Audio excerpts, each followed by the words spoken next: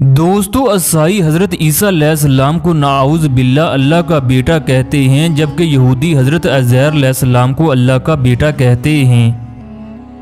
حضرت عزیر وہ نبی تھے جنہیں اللہ نے 100 سال کے بعد زندہ کیا۔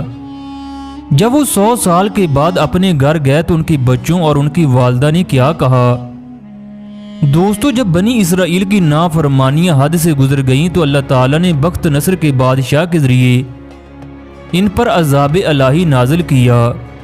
تورات کے مطابق اس نے 40,000 سے زیادہ یہودی علماء کو قتل کیا، یہاں تک کہ پورے بنی اسرائیل میں تورات کا ایک عالم بھی زندہ نہ بچا۔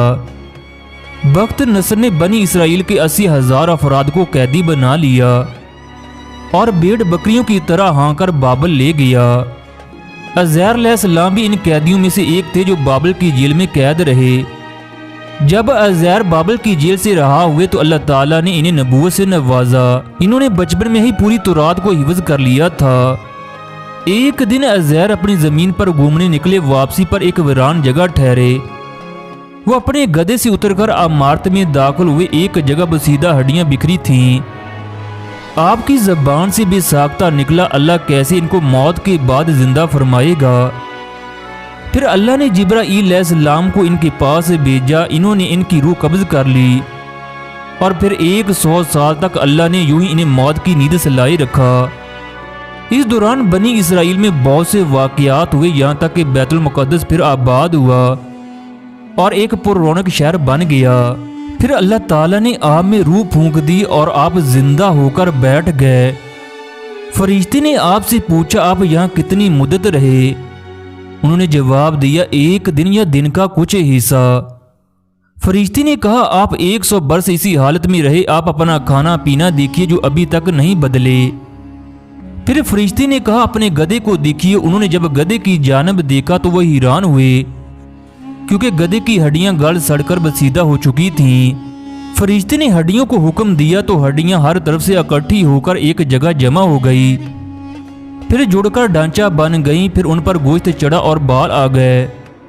پھر فرشتے نے پھونک ماری تو گدھا سر اور کان اٹھائے آوازیں نکالتا ہوا کھڑا ہو گیا۔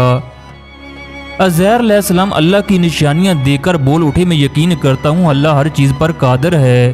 حضرت عزیر علیہ السلام 100 سال کے بعد زندہ ہونے کے بعد شہر کا دورہ فرماتے ہوئے اس جگہ پہنچے جہاں 100 برس پہلے آپ کا مکان تھا۔ نہ کسی نے آپ کو پہچانا، نہ آپ نے کسی کو پہچانا۔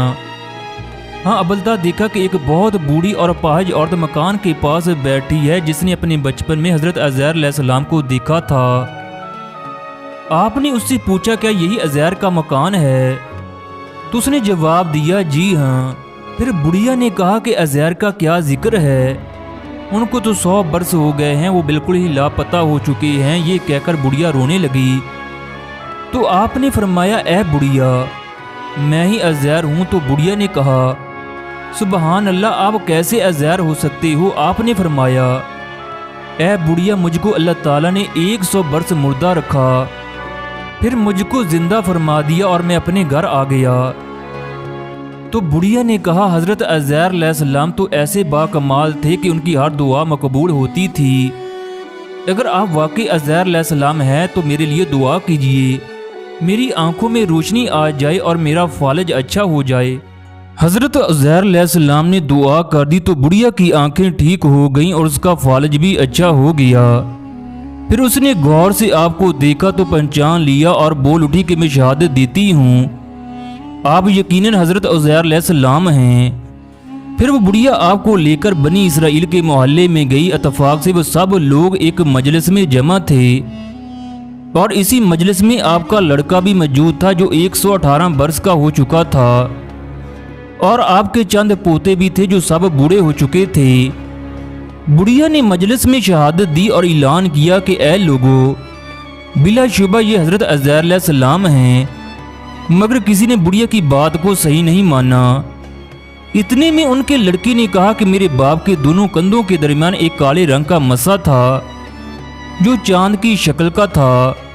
چنانچہ آپ نے اپنا کرتا اتار کر دکھایا تو وہ مسا موجود تھا۔